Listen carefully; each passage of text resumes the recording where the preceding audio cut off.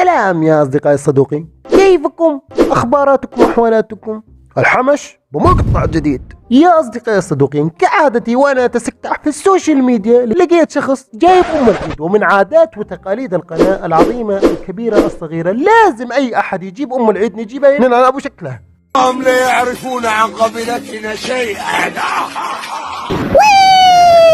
موضوعنا في هذا المقطع عن أهل الكهف. أكيد كلنا نعرف قصة أهل الكهف، وهي آية في القرآن الكريم، وكانت معجزتهم أنهم ناموا 300 أو 309 سنين، يعني لهذه الساعة ما حدش عارف هم ناموا كام. لكن للأسف يا أصدقائي الصدوقين لقيت لكم نابغة، لقيت لكم شخص مفسر يسوي لكم خلاص أنا ما بتكلم كثير. طلعنا إحنا كنا فاهمين الموضوع غلط، وحتى المفسرين اللي فسروا القرآن طلعوا غلط، يقول لكم ما ناموا 7 ساعات بس، 7 ساعات ونص زي ما قال في القرآن، يوم أو بعض يوم. سبحانه.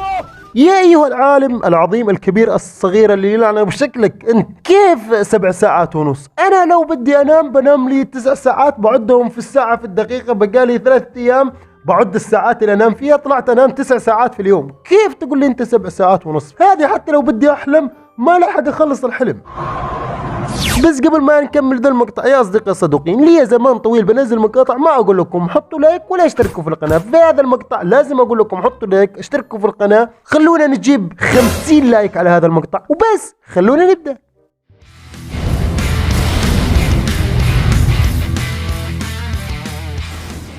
والله زمان طويل على هذا الانترو، بس حبيت احط لكم انترو عشان تتذكروا ان في قناتنا في انترو.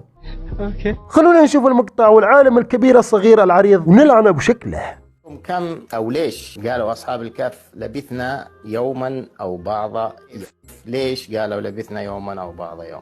كيف ليش؟ هم في الحقيقة لبثوا يوم، أنا حسبتها طلع عندي أنهم لبثوا 7 ساعات.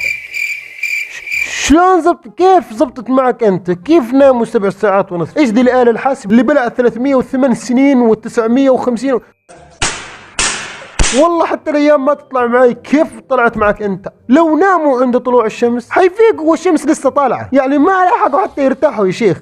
أنت تتكلم جد؟ أنا اللي قاهرني إيش ذي العملية الحسابية اللي طلعت معك 7 ساعات ونص؟ لا، وليقهرك أكثر لما يخلص أعطاء المعلومة الكبيرة الصغيرة كذا يشرد ويعطيك نظرة الرجل الواثق. هم لبثوا 7 ساعات.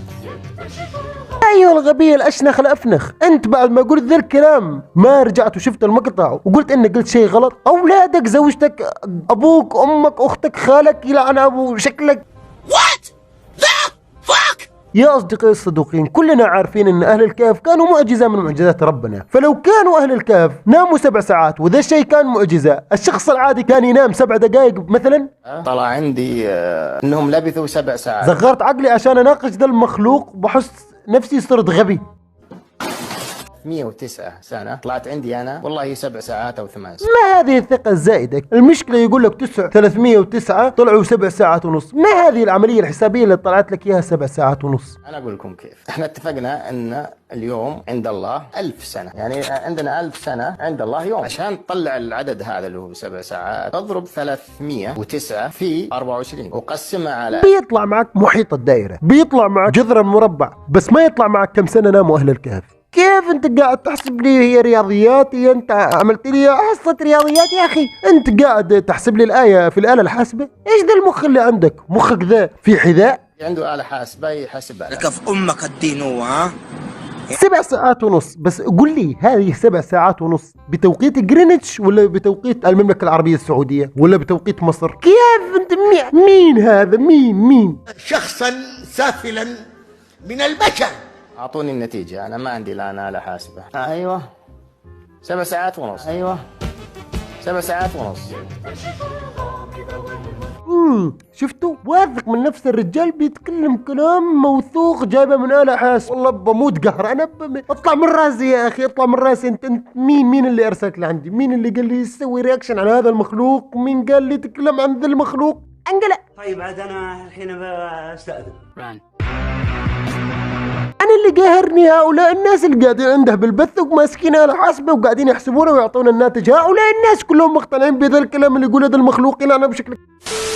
7 ساعات ونص. منطقي كلامي ولا لا؟ منطقي كيف؟ أنت كل المنطقية، أنت أكثر منطقي في المنطقيين، أنت كل المنطقية عندك. ماذا نحن هنا أنت لو فيثاغور سمع ذا الكلام بيروح بيشطب كل معادلاته. أنت لو نيوتن يسمع ذا الكلام بياخذ التفاحة ويلعن أبو اللي طرقها ويبطل فيه قانون جاذبية. انا عملت ايه؟ انا عملت ايه والله العظيم؟ وأنا من وراك ولا بصدق إن الكرة الأرضية مسطحة؟ أنت من جماعة الكرة الأرضية مسطحة ولا مستديرة؟ كده خربانة وكده خربان. أنا بس أنت تقول لي مسطحة بقول لك مسطحة خلاص. أنت أكثر شخص منطقي في المنطقيين. انت خطيرة على المجتمع بشكل عام. ما هو مذكور في القرآن لبثنا يوما أو بعض يوم. شوفوا دقة القرآن وعظمته. الناس اللي ما يتدبرون. خلاص يا أيها النابغة أبو رأس مربع، خلاص ما دامك أنت تدبر لوحدك، ولو ناوي تعتكف اعتكف. في جنبنا هنا كهف كبير كذا بحطك فيه واعتكف لوحدك يا أخي، وابعد هذه الاكتشافات العظيمة عننا. أنا حتى في مقاطعي ما أتكلم عن الدين عشان ما أغلط أي غلط صغير، عشاني ماني عالم يا أخي ولا بعرف الكلام اللي أقوله يمكن صح يمكن غلط، وأي أحد يتأثر بذا الكلام بكون أنا أشل ذنبه. فخلاص في الدين أنا ما أتكلم. في اللي يقهر العلماء، يعني عالم يقضي عمره كله يدرس عشان يفسر آية واحدة من القرآن، بيجي لك ذا المخلوق بيفتح لايف بيقول لك أهل الكهف ناموا 7 ساعات ونص. سبحان الله. ليه 7 ساعات ونص؟ خليهم 12، خليهم يرتاحوا شوية. ايش دخلك؟ ايش دخلك انت؟ أنت يا أيها الغبي أبو رأس مربع ما تخاف تأثر على أحد منهم يكونوا صغار السن كده وتغير مفهوم الآية كلها عندهم من 309 سنين ل7 ساعات ونص. تخيل يجيني شخص من هؤلاء الناس اللي تأثروا بهذا الكلام اللي أنت قلته ويقول لي أهل الكهف ناموا 7 ساعات ونص، والله غير أقطع إذنه بأسناني.